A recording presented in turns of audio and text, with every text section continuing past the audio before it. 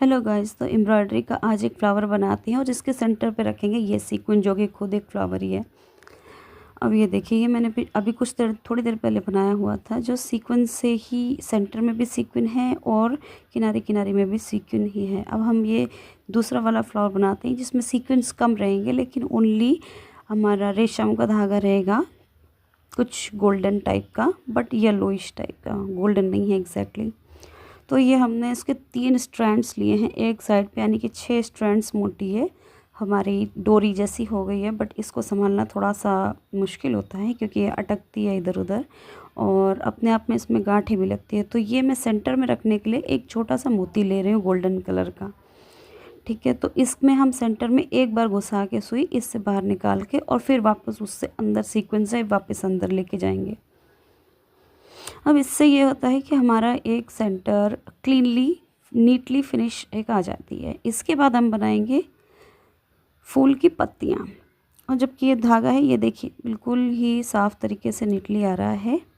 और अब ये हम पेटल्स बनाने की ओर चलते हैं। तो हमारा एक एक स्ट्रैंड हम करके हम बिल्कुल सिंपल डिज़ाइन रखेंगे, उसमें कुछ भी नहीं है। सिर्फ हमें इसको एक शेप टाइप का देके, एक रफ़ शेप टाइप का, मैं बहुत ज़्यादा आउटलाइन करके और ऐसा करके मैं नहीं करती हूँ। बेसिकली एम्ब्रॉयडरी करी मतलब ये नेट में जब मैं करती हूँ तो मुझे ऐसा लगता है थोड़ा एक रफ़ टाइप का ज़्यादा अच्छा मुझे लगता है इफ़ेक्ट। और इसमें ज़्यादा दिमाग नहीं लगाना, बस सिमेट्री वेमेट्री थोड़ा बहुत देख लेना है, ज़्यादा देखना नहीं, क्योंकि इसको कोई आपके पकड़ के नापेगा तो है नहीं कि आपकी ड्रेस में या फिर कहीं पर भी आप इसको यूज़ कर रहे हैं। तो ये जो फ्लावर है वो एग्जैक्ट मतलब इसका रेडियस बराबर है कि नहीं, इसका पत्ती इसकी कितनी छोटी कितनी बड़ी है, तो हमें इतना कोई ध्यान देने की ज़रूरत नहीं है। और मैं अक्सर रफ़ चीज़ों पे ही बिलीव करती हूँ। इतना हम जो आँखों से आप अपने खुद नाप सको उसी टाइप का मेजरमेंट में लेना मैं प्रेफर करती हूँ। इतना नहीं कि हर बार आप स्केल रख रहे हो और नाप रहे हो। तो मैंने बस अब छोटा छोटा करना शुरू कर दिया, जो कि मतलब एक एक हल्का सा ये है कि जेस्चर है कि एक छोटी, अब ये पत्ती ख़त्म हो रही है, उसके बाद हमें दूसरी स्टार्ट करेंगे। इसमें हम कुछ भी ऐसा नहीं रख रहे हैं कि पेटल्स को सेपरेटली रख रहे हैं, जैसे कि साइड वाले रेड फूल में आपको दिखाई दे रहा होगा कि हमने सेपरेट सेपरेट रखा हुआ है। इसमें हम सेपरेट नहीं रख रहे हैं, सारा कुछ इकट्ठा मिला के ही रख रहे हैं। सेपरेट हम दिखेंगे तो सिर्फ इसके स्ट्रैंड्स, जो कि ये पतला धागा है और मुझे अभी रेशम का धागा इससे मोटा मिला नहीं, पता नहीं आता है ऐसे करते किया भी जाता है एम्ब्रॉयडरी की नहीं, क्योंकि मैं भी इसमें बहुत नई हूँ और मैं किसी को पर्सनली जानती नहीं जो कि ये काम जानता हो या फिर मैंने कभी कहीं देखा हो। मैंने ये देखा है कि एम्ब्रॉयडरी के लिए अलग से स्कीन्स आते हैं। अब मैं पता नहीं प्रोनाउंसिएशन यही है कि नहीं, लेकिन स्कीन्स कहते हैं उसको, जो थोड़ा सा हल्का ऊपर नीचे शेड करके थ्रेड्स मिलते हैं, थोड़े से रफ़ टाइप के। बट मुझे थोड़ा सा शाइनी चाहिए, थोड़ा सा शाइनी चाहिए। बट जैसे फैब्रिक में मुझे ऐसा अच्छा नहीं लगता कि आप लाइनिंग डाल के, यानी कि अस्तर डाल के कोई ड्रेस बना रहे हो।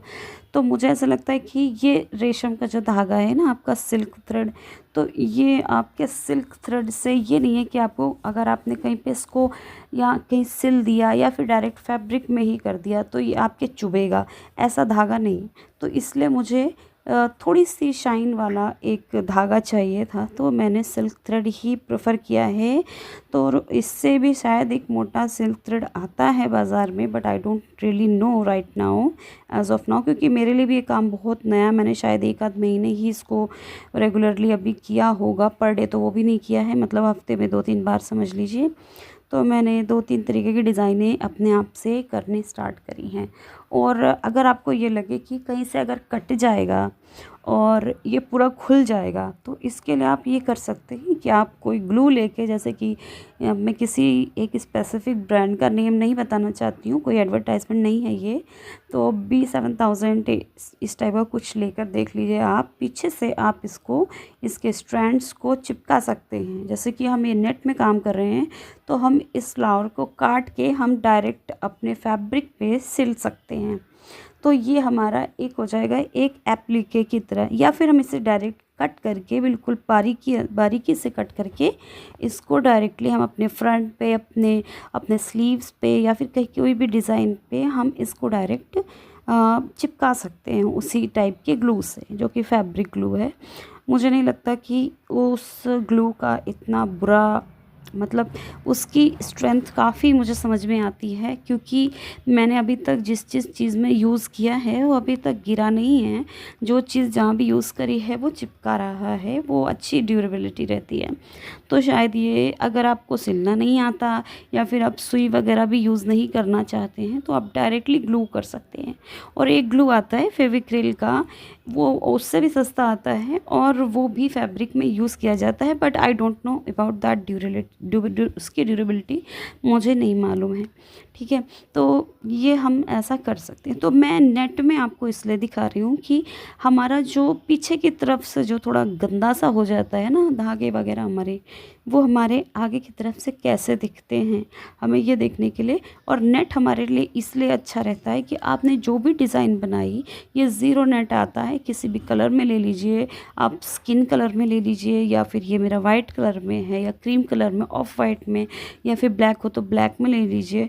ये हर कलर से मैचिंग आप टॉप के हिसाब से आप कुछ नेक लाइन, कुछ एप्लीकेस बना सकते हैं इस तरीके से।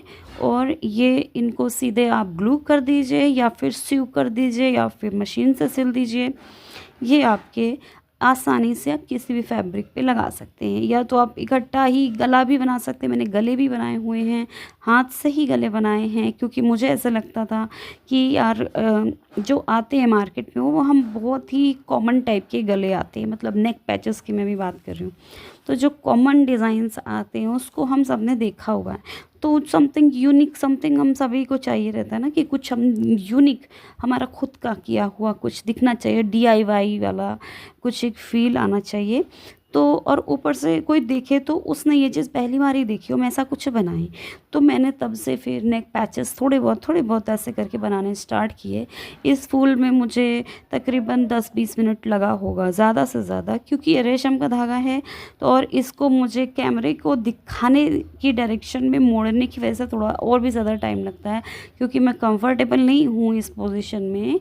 हालांकि अभी मैं लाइट, कैमरा, साउंड, ये सब अभी मैं बस फर्स्ट टाइम ही कर रही हूँ। ये मेरा पहला वीडियो होगा जिसमें मैं डायरेक्टली फ़ोन पे वॉइस ओवर कर रही हूँ, डायरेक्टली कोई चीज़ आपको करके दिखा रही हूँ। और इसलिए मुझसे जो भी गलतियाँ हों मुझे माफ़ कर दीजिए। समय के ही साथ हम सीखते हैं और रोज़ गलतियाँ करते हैं, और गलती करके ही सुधार सकते हैं।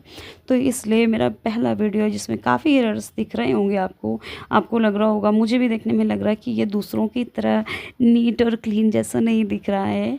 तो ठीक है, कोई बात नहीं। ये थोड़ा सा मेरा वीडियो ऊपर से बन गया था थोड़ा, तो मुझे इसको थोड़ा सा ज़ूम कराना पड़ा, बहुत ही ज़्यादा ज़ूम कराना पड़ा। तो उसकी क्लैरिटी इतनी अच्छी नहीं आ रही है। साथ में हमारा जो सिल्क थ्रेड होता है वो थोड़ा सा रिफ्लेक्शन दे रहा होता है, थोड़ा लाइट आ रही होती है। अब जिसमें लाइट बहुत ऐसी आ रही होती है ना, रिफ्लेक्शन वाली, वो चीज़ क्लियरली नहीं दिखती है। इवन वही चीज़ हमारी सीक्वेंस के भी साथ है। ये सीक्वेंस है लाइट ब्लू टाइप का कलर का, और जो उसके बीच का जो मोती मैंने बना रखा है, उसके जो लगा रखा है बीच में, वो गोल्डन कलर का है। बट उसमें दिख कुछ भी नहीं रहा है, क्योंकि ये लाइट की वजह से है या जो भी है। बट इसमें मोटा मोटी मैं आपको बस एक टेक्निक बता रही हूँ कि मैं ऐसे करती हूँ इन जनरल। इस चीज़ को आप हमेशा डर लगेगा, मुझे भी लगता है, ये बात मैंने करके भी देखी है। मैंने एक साइड से अगर थ्रेड को काट दिया तो ये जो हमारी सिलाई है ना वो इतनी सीधी होती है, उसमें कोई क्रॉस स्टिचेस नहीं है, कुछ भी नहीं है। तो वो हमें लगता है डर कि कहीं खुल ना जाए। इसके लिए आप क्या कर सकते हैं, इसकी एक आउटलाइन बना सकते हैं और आपस में इन धागों को गूँथ कर, मतलब जैसे अभी ये वर्टिकल चल रहे हैं, तो हम कुछ हॉरिजॉन्टल, कुछ मतलब वेफ्ट एंड वार पर वेफ्ट इफ़ेक्ट करके हम कुछ इसमें थोड़ा पैटर्न दे सकते हैं, जिससे कि हमारा ये थोड़ा और स्टेबल हो जाए। इसकी आप आउटलाइन कर सकते हैं। आउटलाइन के साथ साथ आप जो इसकी पत्तियां जो तो उबड़ खाबड़ लग रही हैं, जो मैंने जानबूझ के छोड़ा है कि नेचुरल लगे, तो ये थोड़ा सा आप इसको और सिमेट्रिकल भी बना सकते हैं डिज़ाइन। तो ये अपना मैं इसमें एक मेरा ये प्लान है कि इसमें मैं गुच्छे की तरह बनाऊँ, एक बुके की तरह बनाऊँ। ज़्यादातर लोग एम्ब्रॉयडरी किसी ओपेक, किसी थिक चीज़ पर, किसी थिक कपड़े पर करते हैं और उस वही मोटा वाला फैब्रिक रहता है, उनकी एम्ब्रॉयडरी ऑल टुगेदर मोटी-मोटी ही रहती है। मेरी बहुत बारीक है और मैं बहुत पतले कपड़े पर कर रही हूँ, क्योंकि मुझे इस तरीके का एप्लीके वाला इफ़ेक्ट चाहिए कि मैं इसको काट के, इवन कोई अगर ऑर्गेन्जा पे भी करता तो उसको फिर आप बर्न करके आप साइड से काट दो और नीटली ऐसा लगे जैसे आपने बस फूल रखा हुआ है आपके ड्रेस के ऊपर। तो एक ये इफ़ेक्ट मैंने इसमें लाने की कोशिश की है। तो मेरा एक रेड हो गया फ्लावर, एक फ्लावर हो गया येलो या गोल्डन कह लो आप। इसके बाद मैं कुछ लीव्स बनाऊंगी। फिर मैं सोच रही हूँ जो भी मेरे पास धागे पड़े हुए हैं, शायद मेरे पास बहुत कम रेशमी धागे हैं कलरफुल, क्योंकि शॉप्स में मिलते नहीं हैं और मैंने ऑर्डर किए नहीं हैं बहुत ज़्यादा कभी। तो मुझे जो मिलते कभी कभी मैं उठा के ले आती हूँ। तो इसमें बाकी मैं एक थोड़ा सा नॉर्मल वाला अपना जो पॉलिस्टर वाला धागा आता है उससे भी मैं करूँगी। उससे क्या होता है कि उससे थोड़ी चमक कम आती है और हमें जो फ़ील आता है ना, वो कपड़े वाला ही फ़ील आता है। इसमें हो सकता है कि हमें थोड़ा सा चिकनापन सा लगे, लेकिन अगर ये स्किन पे आप टच नहीं करवाना चाहते हो तो लाइनिंग डाल सकते हो। तो ये हमारा कंप्लीट हो गया येलो फ्लावर। बाय।